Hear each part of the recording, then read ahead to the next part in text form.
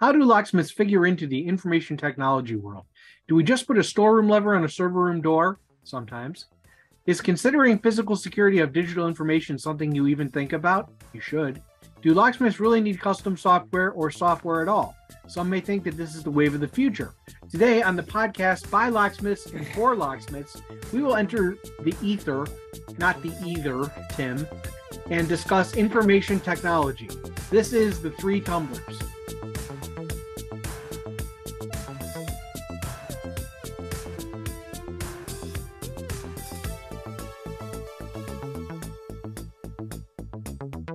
There are jobs where locksmiths are called out to replace or install fresh new hardware like levers, electric strikes, and other common items. Sometimes, though, that hardware is going on a door, securing computer networks, servers with private data, and Tyler's internet history. So why, or is it important for locksmiths to treat these jobs any differently? Well, something that I learned in high school when I was taking Cisco networking classes is that everybody learns how to access equipment, reset passwords. Everybody learns the same stuff. If they can't physically get to your gear, it's going to be a lot harder.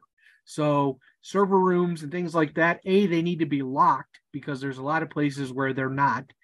B, they should probably not be on a master key or an engineering key.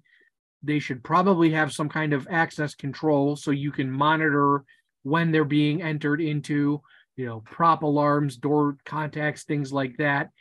And monitoring who goes in there. A lot of older buildings, the phone room, janitor's closet, all this stuff is in one place, and you have people going in and out of there all day. And that's more chances for somebody to either disrupt something inadvertently, somebody to walk by and get curious, someone to not lock the door. So if you're storing your vacuum cleaners in the server room and the cleaning people are going in and out of that all the time, that's a risk that they could accidentally leave it open or unplug something to plug the vacuum cleaner in or who knows what could happen.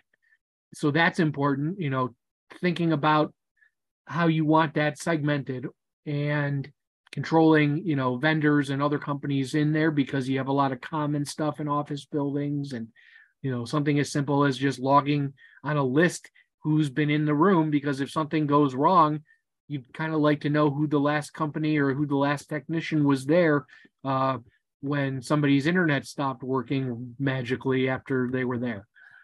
And then the second part is coordinating with IT people. As you guys know, I was an IT person for 6 years before doing locksmithing, and most IT people are rather guarded. They don't want security people or anybody just plugging right into their network. Typically they'll give you specific ports, specific IP addresses to use for your panels. Sometimes it could be on its own complete system. I've seen things like that. A lot more of it now for multiple buildings is going on wireless bridges. So it's their own. So that is more segmented, and something as simple as having it on its own VLAN, which is a virtual local area network where it's in its own little island. If it doesn't need to actually touch the internet, if it's just so that you can access it from your desk in the same building, you're not using it from home, things like that. Even if you're just going to be making a mess in the office, there's people, that they don't want their equipment to get disturbed. So if you're doing work somewhere and you cause a mess, and I don't know if it's near an IT room or something like that, you certainly don't want to be cutting and make a big mess, and you could set off sprinklers or who knows. There's a lot of things that couldn't go wrong. And then as far as actual work on site, I'm going to mention the Security Today podcast done by Uncle Bear. He's really cool. And he was listening to one of his podcasts today about site surveys and access control and, pretty much looking at everything like, something as simple as how high the ceilings are, access for lifts, material. If you're going to be doing a big install, you need to know how you're going to get stuff in there. How is it a plenum space or not? Is it going to be inspected, permits? Do we need an electrician to come in and install power? And also, another thing that I gleaned from him is if the customer says, oh, we want card access, but you're not really figuring out why, what's the problem that they're trying to solve, versus somebody that they know has it and it's cool. What are they really trying to fix? What's the pain point? There's just so many different things out there.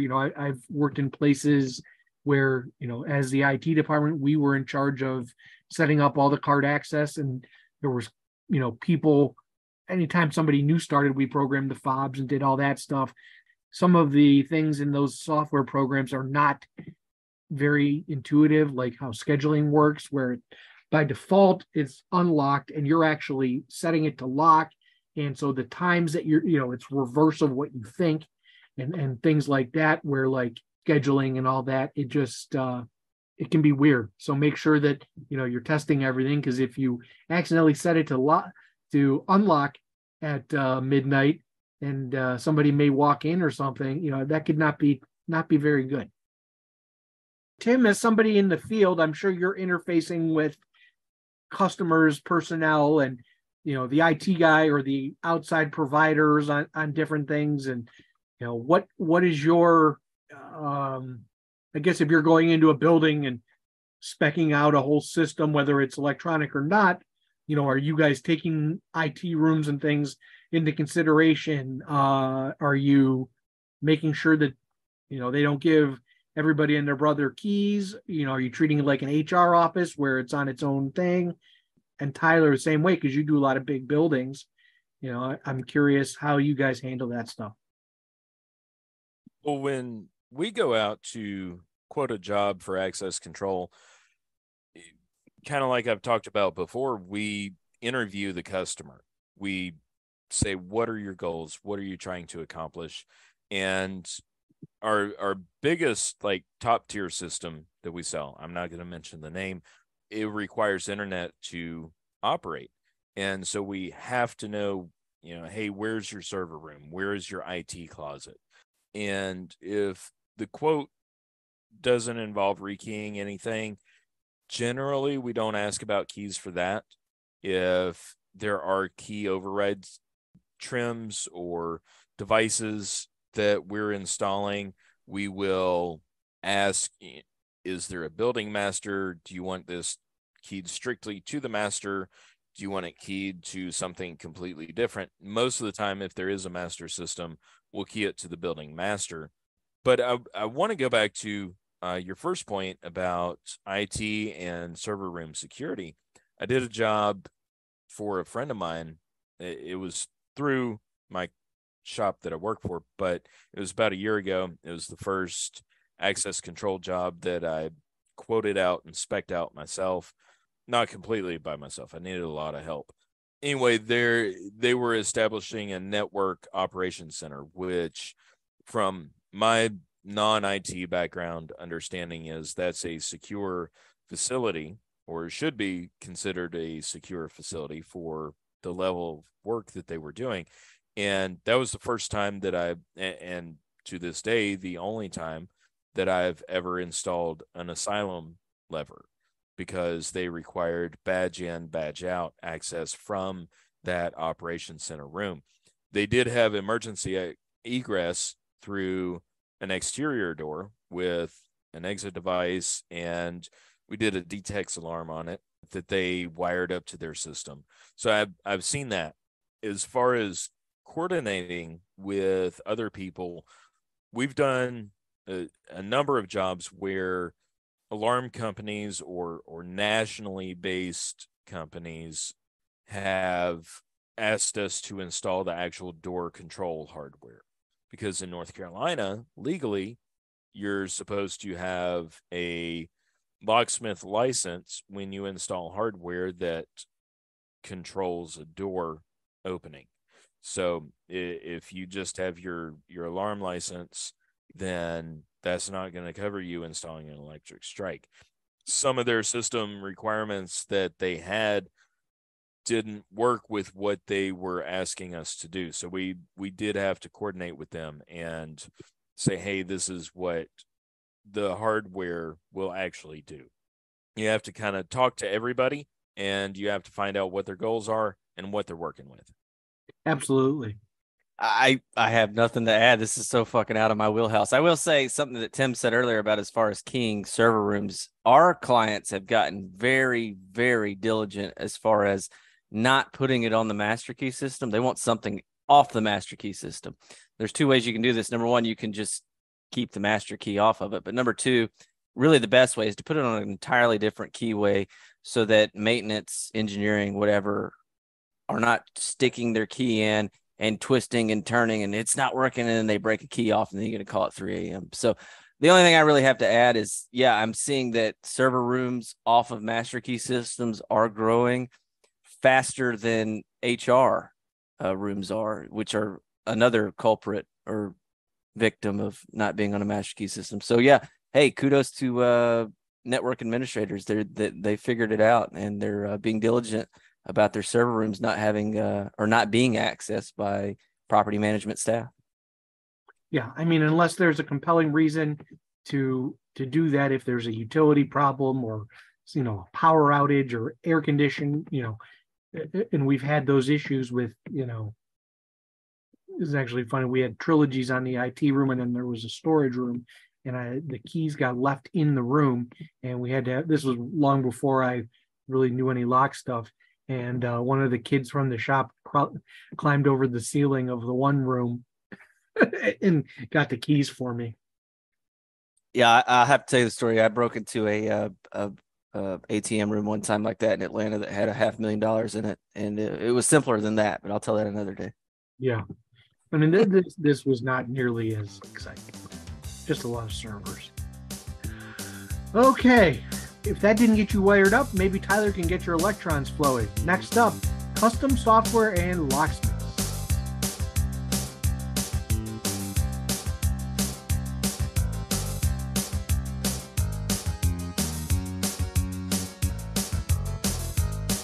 Do you keep track of all of your cells and work on carbon paper forms?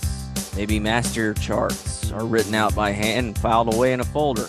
Or are you a front runner and have software customized to your needs? I kind of feel attacked by that. Yeah, we used to do everything by carbon paper. Kind of multiple ways to tackle this. Number one, dispatch billing and customer info software. We were on a proprietary software system before. In the past, I've used ESC, which I guess is now Desco, but now we use QuickBooks to handle nearly all of that. I've found that QuickBooks is pretty damn good. You can handle paying your employees with I forget what they call it. But yeah, QuickBooks is payroll. QuickBooks. Yeah, yes, online payroll. Thank you. That's very damn good. Don't have to deal with an ADP or an outsourced software, but QuickBooks is pretty good.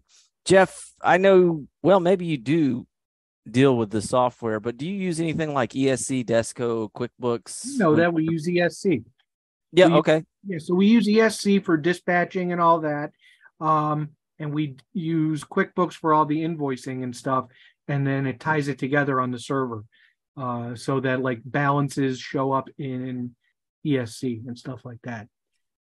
ESC's pretty good, isn't it? Yeah, and we have not gone to the cloud, which is what they want. We just, when we got our new computers, we upgraded our ESC. The new hotness, it's all the same company, but it's called Field Edge. ESC is the older product. So that's, how we do all the scheduling, and two of the technicians have the mobile client so that they can actually do a little bit more on their phone. But pretty much we just email the dispatch most of the time. A couple of the guys print them out and make notes. Now, before we got started, Tim and I were talking. Tim, you used to use Field Edge, and what is now the product that you use?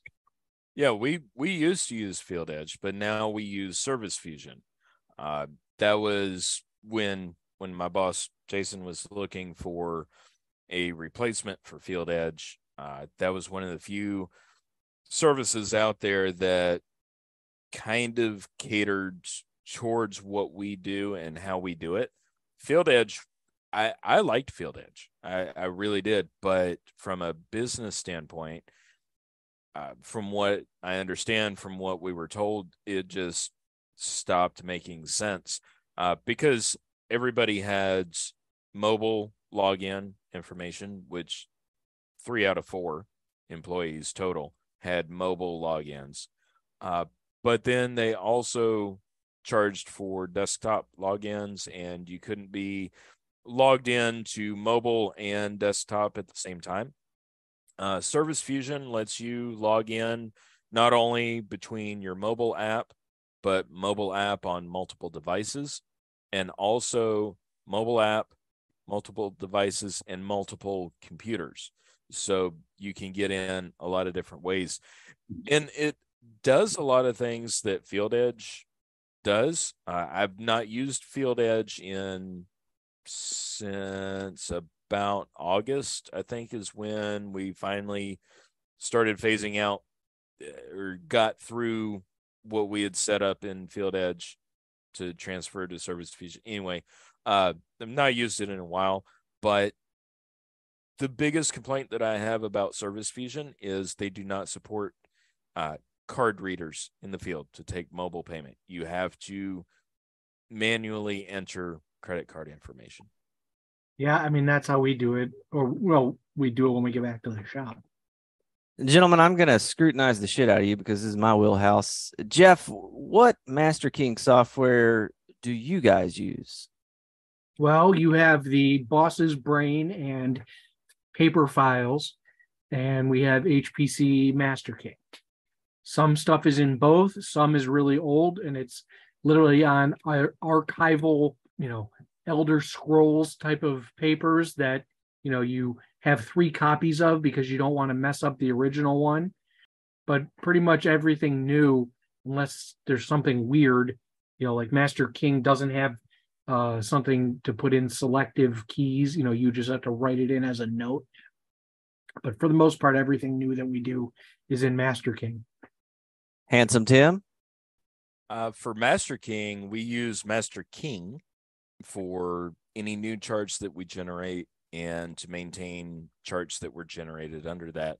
I will note that we do have a lot of paper records because through the years, the company has bought out other businesses that established master charts for other people, specifically Medico systems.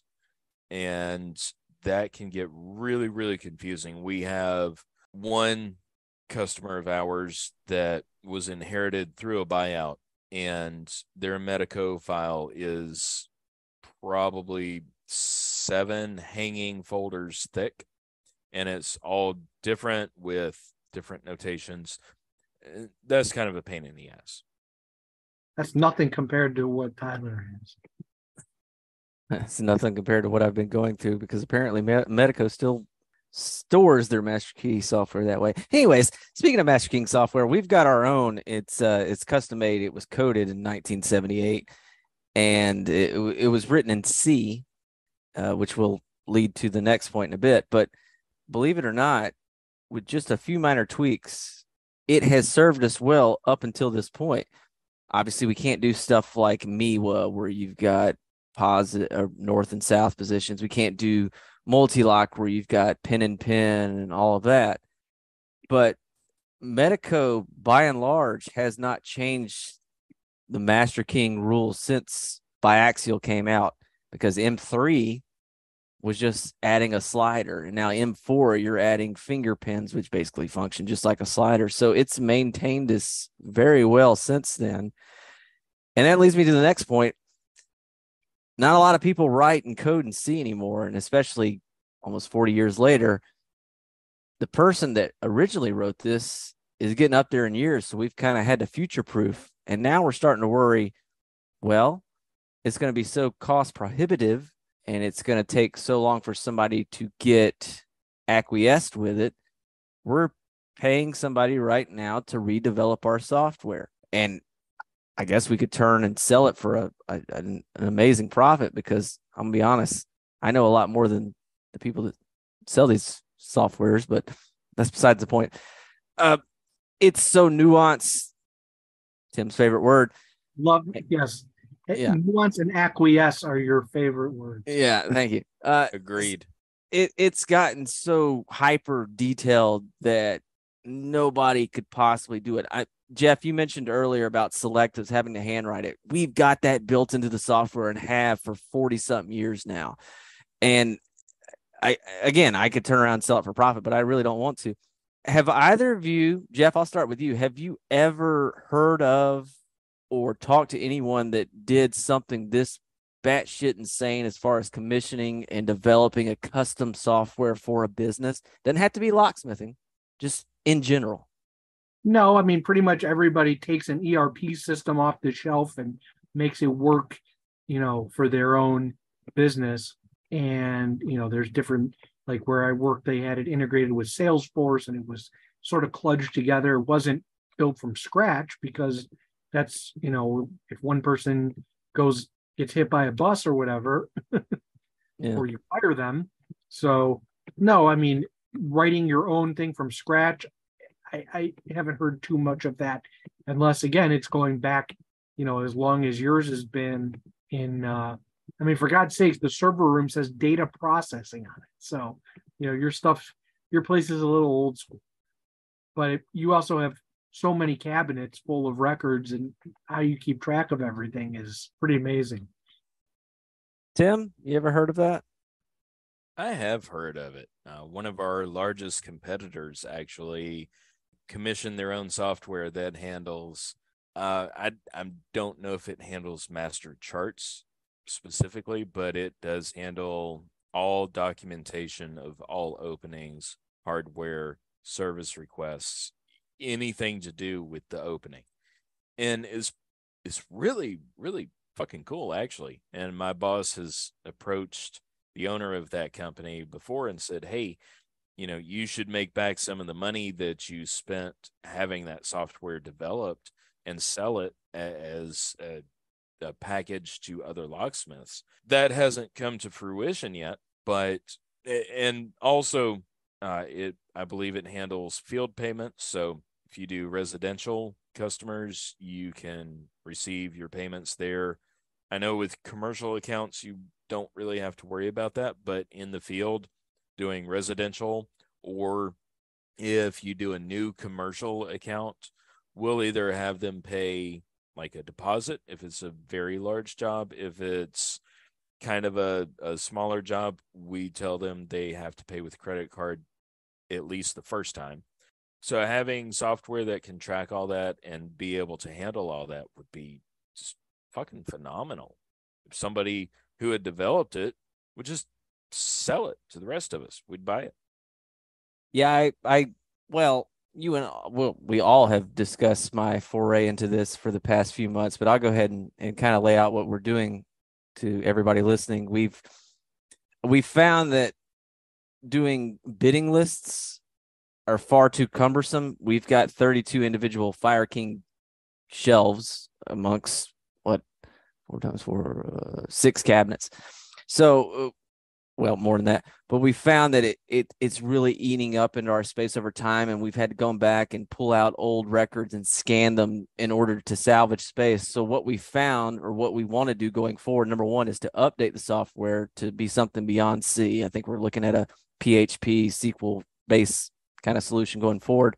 But number two, we're getting away from the bidding list. We're going to go straight to matrix systems where the entire system's on one page. It's a bitch to deal with and read, yes, but it saves on space. And after you do enough matrices over time, it gets really quick. Fellas, Jeff, Tim. I think it's so nuanced that you have to acquiesce at this point. Well, hey, you'd be surprised how much you can accumulate over 54 years. Tim, any final points? I would like to say that in the past, I won't go into much detail, but in the past, I did take an open source software for dispatching and unit tracking. It took the open source software and customized it for this situation. And that was a pain in the ass. I had to learn a lot about PHP, SQL Server, everything else that goes along with that. It can be done. It takes a lot of work. But if you do have a custom software, you should definitely make sure that somebody can run it, because for that particular system, if I get hit by a bus tomorrow, they're pretty much up shit's creek. So make sure somebody else, like you said, Tyler, make sure it's future proofed. That has been the main driving factor behind this. Well, while you may think that new wave music was a fad back in the 80s, Tim might make you believe it's the future of our trade. Or he just talks about cats again.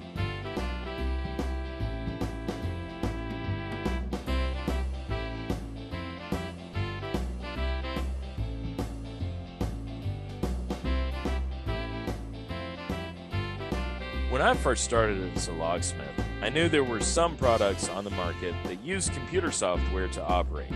But honestly, I thought they were only serviced by very elite locksmiths. Little did I know that the demand for electronic locks was so high in both commercial and residential markets. Learning about these products as they continue to come out is vital to me and my role in the shop that I work at. But are these trends the wave of the future? You know, brand new locksmiths may not have a clue as to how involved electronic and information technology, how everything comes into play with a door. When I was recently in the hospital, I had to walk from the exam room over to radiology, and the technician simply held her badge up to a reader, and it opened the doors across the hallway. Did you know that locksmiths can actually do that? It's pretty cool we can do that shit. And I think that when you're first getting into it, you might think that locksmithing is all about picking locks and rekeying cylinders and cutting keys on a HPC blitz, but it's not. It might be. You might be able just to stick with that, but all of this is there and you can get into it. Tyler, I know that you've done access control in the past, but what would you say as far as a new locksmith and learning these technologies and hardware that's available? It's probably the best decision to make. Yeah. I wouldn't hold it like some do that, oh, it's around the corner and you're going to be replaced if you don't know it. Not anytime soon, but it would certainly behoove you to start learning and preparing, especially as your business grows or they expand their opportunities, that you would begin to familiarize yourself with it and get very adept with it. Can't go wrong there. And then, who knows what happens after that. Business goes out, they shit can you, but at least you got that experience. Well, just said, I agree. Absolutely. There's lots of other things you can do to start selling other things, for your business. We do some burglar alarm stuff. It's not a big part of our business. We do a lot of security cameras and card access, but it all ties together, the electronic and the mechanical, and being able to take care of all those systems for people. I think that's what it boils down to. They only have to call one company and we can do all their electronic security. Right. And we kind of try to do the same thing. We don't do burglar alarm systems. We do one, but it is a kind of a DIY thing, like Ring doorbell. But yeah, as far as integrating everything together, we have to do that. So every trade show that I go to, there is some new electronic lock out there. Like just recently at the NCLA, there was a lock that I've seen from Assa Abloy, and it's a wireless electric strike with built-in reader. And I saw it back at the Banner Show last year, and I want to hear feedback from any of our listeners who have used those. But this year, we saw at the NCLA show a storefront door trim version of that, which is pretty cool because it was integrated with the Adams Wright Steelhawk and had the reader, and it was very, very slick looking. And I want to hear back from anybody who has used one of those, who has installed one of those. But, I think that the big point here is to keep abreast of all of the new products and know what's out there. Even if you don't always install it, you know what's available out there. And so maybe if you're the locksmith who only installs Trilogy keypad locks, then maybe you can see something like that and say, hey, I might want to try that. Jeff, I mean, what do you think about keeping up with new products that are out there? You kind of mentioned that just a second ago, but Yeah, I mean, I always try to know what's out there and that you can suggest either to the people that you work for, to the customers, some of both. Generally I would wait till things are proven and tested before you just start throwing them out there. But for the most part, it's always good. You can't have too much knowledge. It's always good to know what's going on. Tyler, what about you as far as staying up to date on new products that are out there, especially as it relates to stuff that's connected to the internets and webs? I'm just waiting for Boy to get their shit together with Click mainly. When that happens, then I'll get abreast with it, like you said. Gotcha. Yeah, I knew we would work that in here somehow. He said abreast, and then he said slick, and I just wanted to jump in and say slicker than cum on a gold tooth. Edit pin here and edit pin here. I'll make it sound good. No, I would keep it in. I don't give a shit. I thought that was like another discussion we've got lined up. Well, we got to teach you. No, I'm not interested in learning that, just like automotive.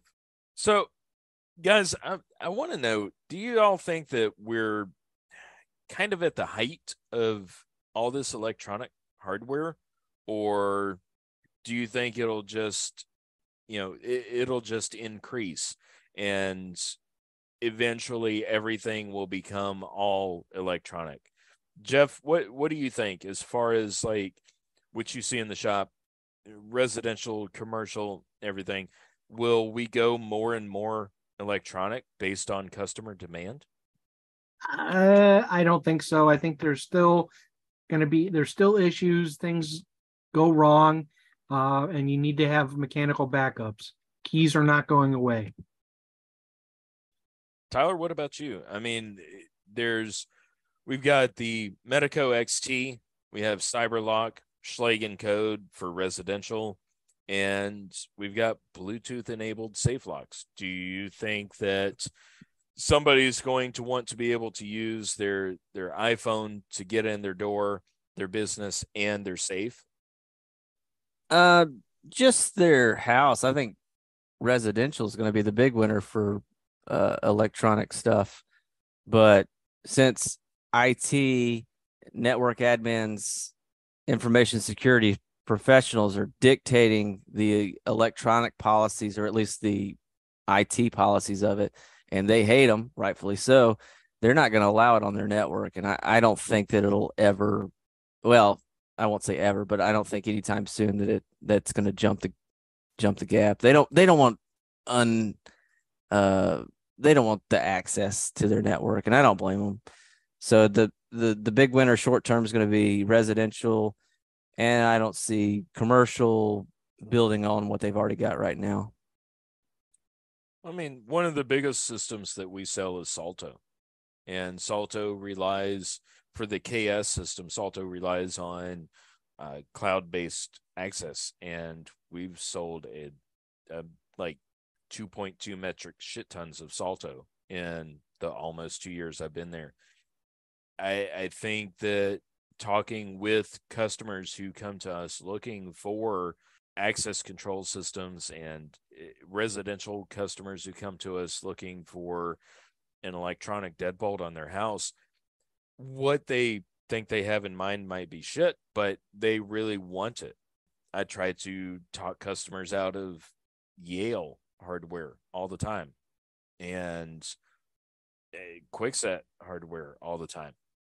They're just bullshit that I've seen, but we sell Schlage code. We have never had any issues with those, and we can't really keep them in stock. So I'm kind of going to think that eventually people are going to want to move forward with that, to where you can use one credential, i.e. your phone or your smartwatch or whatever, to access everything in your life.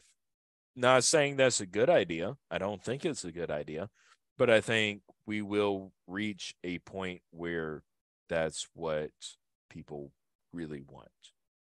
Yeah, well, when I say that I don't see access control or electronics or IT or whatever making inroads, what I mean by that is that currently with the market, what they call the cannibalization of the market, where the number of mechanical locks going out are not being outpaced or underpaced by those coming in. And with access control, it's basically zero-sum game. So at this point, it's basically mechanical locks are appearing more than they're disappearing, and access control electronic locks are appearing at the same rate. So, and I know that accounts for developing countries like India and China and stuff like that, but we're not seeing, at least as the market says, we're not seeing electronic locks, access control overtaking mechanical locks, and they future and they forecast and all this other shit, but it's never happened. So will it happen? Can it happen? Absolutely. But as we see things right now, it's not meeting up to projections, and there are just as many, if not more, mechanical locks than ever before. Talk about some of the big jobs that you do where it's all still keys, and the naysayers of 20 years ago and reading all the old magazines, you would think that we wouldn't cut a key but once a week, reading some of the old stuff. But that has not come to fruition, and I don't think it will. I think we'll always have mechanical keys and mechanical cylinders, but I think that electronics and technology are going to be integrated with those a lot more, especially systems like Click, if they ever get that worked out. I think other systems, that are similar to that, Cyberlock, Medico XT, I think that those are going to come more and more in handy, because just today, as of the day of this recording, I talked to 3 different customers who said they wanted to know who was using their key and when. So I think we're going to see more just for accountability purposes. All right, well, by Tyler's math, this is the part of the show where Jeff comes back and asks us all about some spare parts, somethings, maybes. By my math, 4 + 2 = potato.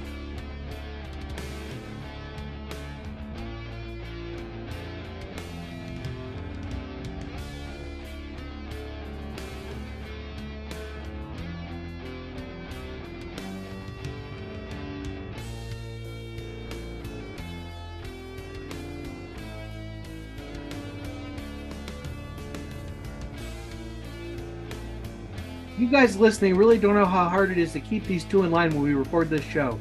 I'm almost afraid to ask, but let's hear some spare parts. Tim? My spare part for this week is that I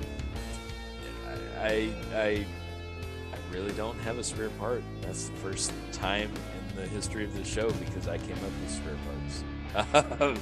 I guess everything's going great, and we're just going to keep on working. And Tyler? Number 1, I got on TV last night with the hockey game. That was fun. Number 2, I think I've resolved a 6-month dispute with Medico as of this recording, because we had to stop it for me to take the phone call from Medico. Tyler, that's 2 spare parts. That's not allowed. Tough shit. Mine is I'm working on a frozen 1948 Buick trunk handle at work. The thing, the plug and stuff moves. The key won't turn because what it actuates is frozen. So I've been soaking it and spraying it with various things, and I'm not sure if it's gonna work or not. The code on the back, there was a code stamped on it. The tumblers appear to move, but of course it's a sidebar, so you can't pick it. So I don't know. We may have to tell the guy that we can't do it. So we'll see what happens. He needs to update to a 58 Buick. Yeah. Well, this was another 45 minutes of your life you'll never ever get back. If you have any words of praise or even hatred, please write them on the back of a $20 bill and email them to the address below, or tag us on Twitter at @3TumblersPod. Our executive producer is Tyler J. Thomas. I'm your technical producer, Jeff Moss. Our writer and editor is Tim Coleman. Our contract negotiator is Evan Elpas. Ratings analyst is Rita Manweep. And our chief legal counsel is Hugh Lewis Dewey of Dewey, Cheatham, and Howe, otherwise known to the retinal scanners at the dollar store as Huey Louie Dewey. Heaven help us. My name is Jeff. We make keys. This has been a Three Tumblers production, Season 1, Episode 10. Copyright 2023, all rights reserved. Find this episode and others wherever you get your podcasts.